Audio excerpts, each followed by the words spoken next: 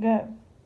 Did you know that sending or reading a text message can take your eyes off the road for at least a whole 5 seconds? When you're traveling at 55 miles per hour, this is the entire distance of a football field, which is 100 yards long. I think many of us are guilty of distracted driving of some sorts, which is quite scary to think about.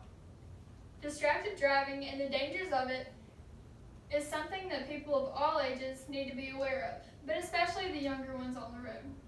One is because we think we are invincible and that nothing can or will happen to us. But it can and it will if we are reckless on the dangerous road. Two is we don't have very much experience behind the wheel of a car yet. I don't say this to say that people who are experienced can text and drive because it will be okay. I mean that we are inexperienced, and our inexperience plus distracted driving equals a bad situation. You cannot drive safely unless the task of driving has your full and complete attention.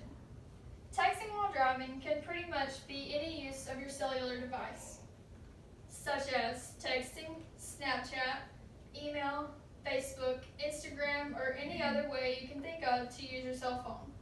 Studies show that using your phone while driving puts you at 20 times greater of a risk to get in a car accident. This is a huge risk, and I'm not sure why any of us would be okay with taking it. Using your cell phone while driving can be very tempting, though. There are a few commercials that stand out to me that are against texting and driving. The first is of a man who's driving down the road with a car full of kids and a beer in his hand.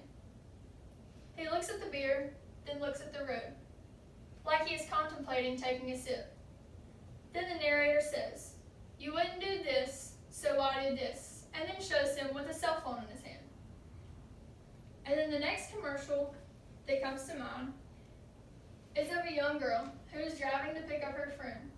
Her phone shows a message that says, "Are you almost here?" As she goes to respond to the text message, she looks up briefly to see herself crashing into another automobile. Commercials like this are very disturbing to watch because they get their point across. Maybe you've had a long day at work with barely any phone time, and you get in your car and it's the first chance you've had to check social media all day. It can wait. Or maybe you've been having a conversation with someone and you don't want to put it on pause just because you were driving. It can wait. Breaking news: Donald Trump did something huge, and you just can't wait to read the article about it. This can also wait. None of these scenarios that I have mentioned are worth putting your life at risk. Some statistics that I have read said that 1 in 4 car accidents are from texting and driving. And in 1 year, 390,000 injuries, 3,600 deaths come from texting and driving. Don't be another statistic. Put your phone down and keep yourself as well as others safe while you're behind the wheel. Don't let it be your fault. I'm quite sure that none of us plan to murder anyone in our lifetime.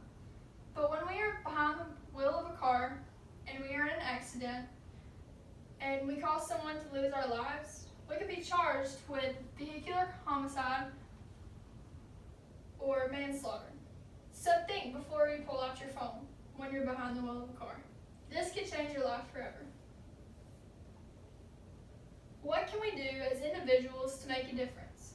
I think that the first thing we can do is pretty obvious, and that is to make a conscious decision to not be guilty of distracted driving ourselves. And the second is much harder because it requires us to speak up, which isn't always the cool thing to do. When we are the passenger in the car and the driver decides to take out his or her phone, we should not keep silent because this puts everyone in the car in danger. Just a few words such as, "Hey, I don't think it's a good idea to use your phone while you're driving," could make a huge difference.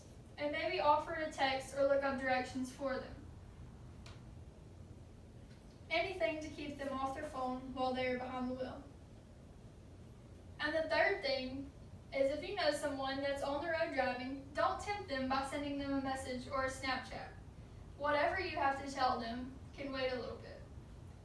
I hope that the next time you get in the car You will think about these things before you pick up that phone. Don't text and drive. Stay alive. That's good. Now that was perfect.